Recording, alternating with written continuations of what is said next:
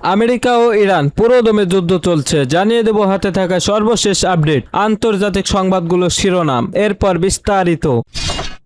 প্রথমেই জানিয়ে দেব ইরানের বিদ্যুৎ কেন্দ্র ও সেতু গুঁড়িয়ে দেওয়ার হুঁশিয়ারি ট্রাম্পের। আরও জানিয়ে দেব ইরান যুদ্ধের আবহে ফের ক্ষেপণাস্ত্র ছুড়ল উত্তর কোরিয়া, বিশ্বজুড়ে নতুন উদ্বেগ। আরও জানিয়ে দেব কি এই নিউক্লিয়ার ডাস্ট, যা নিয়ে ইরান ও ট্রাম্পের মধ্যে চলছে দড়ি টানাটানি। সর্বশেষ জানিয়ে দেব ইরাক সফরে আইআরসিসি কুদস প্রধান ইসমাইল কানি নেপথ্য কি নতুন কোনো কৌশল।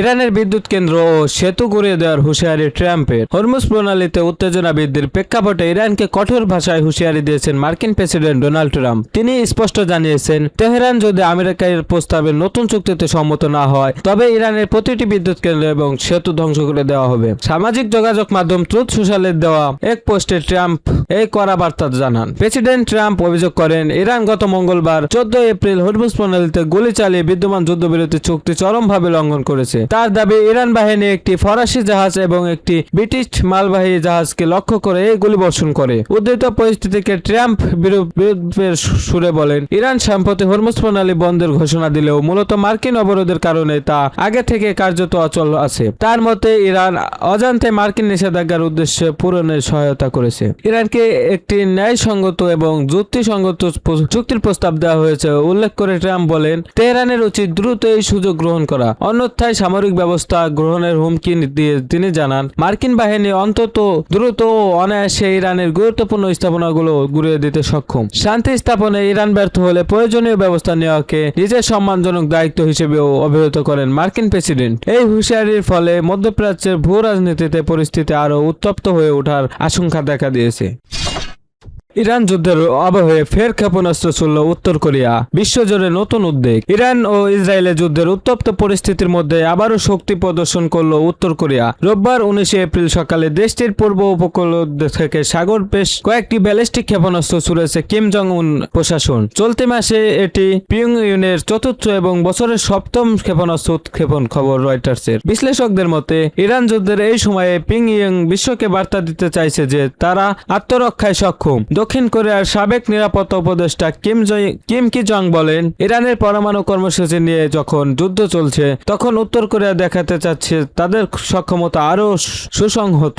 দক্ষিণ কোরিয়ার সামরিক বাহিনী জানিয়েছে, রোববার ভোর 6:10 দিকে উত্তর কোরিয়ার সিনপো শহর থেকে এই ক্ষেপণাস্ত্রগুলো ছোড়া হয়। এগুলো প্রায় 140 কিলোমিটার পথ অতিক্রম করে সাগরে পড়ে। সিনপো শহরটি উত্তর কোরিয়ার সাবমেরিন এবং সাবমেরিন থেকে উৎক্ষেপণযোগ্য ব্যালিস্টিক ক্ষেপণাস্ত্র SLBM পরীক্ষার প্রধান কেন্দ্র হিসেবে পরিচিত।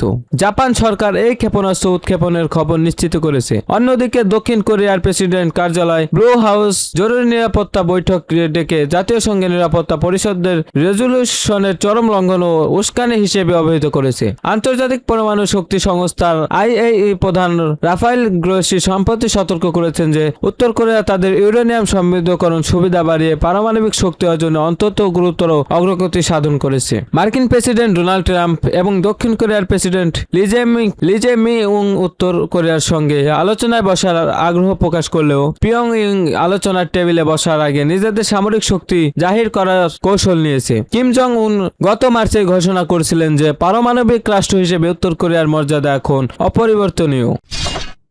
কি এই নিউক্লিয়ার ডাস্ট, যা নিয়ে ইরান ও ট্রাম্পের মধ্যে চলছে দড়ি টানাটানি। যুক্তরাষ্ট্রের প্রেসিডেন্ট ডোনাল্ড ট্রাম্প ইরানের কথিত নিউক্লিয়ার ডাস্ট বা পারমাণবিক ধূলিকণা নিজেদের নিয়ন্ত্রণে নেওয়ার ঘোষণা দিয়েছেন, যা তেহরানের পারমাণবিক সক্ষমতা হ্রাসে ওয়াশিংটনের একটি বড় কৌশল হিসেবে দেখা হচ্ছে। ট্রাম্পের ভাষায় নিউক্লিয়ার ডাস্ট মূলত ইরানের সেই উচ্চ সমৃদ্ধ ইউরেনিয়াম যা গত বছরের জুনে 3টি প্রধান পারমাণবিক স্থাপনায় মার্কিন বিমান হামলার পর মাটির গভীরে চাপা পড়ে আছে বলে ধারণা করা হয়। সাম্প্রতিক ট্রাম্প দাবি করেছেন, ইরান এই ভূগর্ভস্থ ইউরেনিয়াম যুক্তরাষ্ট্রের হাতে তুলে দিতে রাজি হয়েছে, যদিও ইরান বা মধ্যস্থতাকারী দেশ পাকিস্তানের পক্ষ থেকে আনুষ্ঠানিক এই সমঝোতার বিষয়টি এখনো নিশ্চিত করা হয়নি। তবে ট্রাম্প স্পষ্ট জানিয়েছে যে ইরানে আর কোনো ইউরেনিয়াম সমৃদ্ধকরণ করতে দেওয়া হবে না। মার্কিন প্রশাসন বর্তমান ইরানের সাথে কাজ করছে যাতে মাটির নিচে পুঁতে থাকা এই নিষ্ক্রিয় উৎপাদনগুলো উদ্ধার করে সরিয়ে নেওয়া হয়। পারমাণবিক তথ্যের বিশ্লেষণে দেখা যায়, গত বছরের জুন মাসে মার্কিন ও ইসরায়েলি বিমান হামলার আগে ইরানের কাছে 400 কেজির বেশি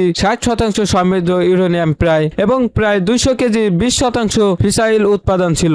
এই পরিমাণ উপাদান খুব সহজেই 99% অস্ত্র গ্রেড ইউরেনিয়াম রূপান্তর করা সম্ভব। আন্তর্জাতিক পরমাণু শক্তি সংস্থার প্রধান রাফায়েল গ্রোসি জানিয়েছেন, এই পারমাণবিক উৎপাদনগুলো মূলত ইস্পাহান এবং নাতাঙ্গ পারমাণবিক কেন্দ্রের ভূগর্ভস্থ সুড়ঙ্গে জমা রয়েছে। অন্যদিকে ইরান সবসময় দাবি করে আসছে যে তাদের ইউরেনিয়াম সমৃদ্ধকরণের উদ্দেশ্য কেবল বিদ্যুৎ উৎপাদন এবং জ্বালানি নিরাপত্তা নিশ্চিত করা। 2041 সালের মধ্যে 20 গিগাওয়াট পারমাণবিক বিদ্যুৎ উৎপাদনের লক্ষ্যমাত্রা নির্ধারণ করেছে দেশটি। তবে বিশ্লেষকদের এই যুক্তিতে সন্দেহ পোষণ করেছেন। বর্তমানে ইরানে একমাত্র কার্যকর পারমাণবিক কেন্দ্র বুহেশ্বর মাত্র 1000 মেগাওয়াট বিদ্যুৎ উৎপাদন করে, যা দেশের মোট চাহিদার মাত্র 1%। জর্জ মেসন বিশ্ববিদ্যালয়ের জ্বালানি বিশেষজ্ঞ উমাদ শেখরি জানান, বিশ্বের অন্যতম বৃহৎ প্রাকৃতিক গ্যাস ও তেলের মজুদ থাকা সত্ত্বেও ইরানের পারমাণবিক বিদ্যুতের উপর এই অতিরিক্ত গুরুত্ব দেওয়া কৌশলগতভাবে প্রশ্নবিদ্ধ। বিশ্লেষকদের মতে, ইরান যদি সত্যি তাদের মজুদকৃত ইউরেনিয়াম হস্তান্তর করতে রাজি হয়, তবে এটি হবে দেশটির পক্ষ থেকে একটি বড় ধরনের ছাড়। তবে তেহরান যদি পুনরায় ইউরেনিয়াম সমৃদ্ধ করার সক্ষমতা বজায় রাখে, তবে এই সমঝোতার দীর্ঘমেয়াদী প্রভাব নিয়ে অনিশ্চয়তা থেকে যাবে।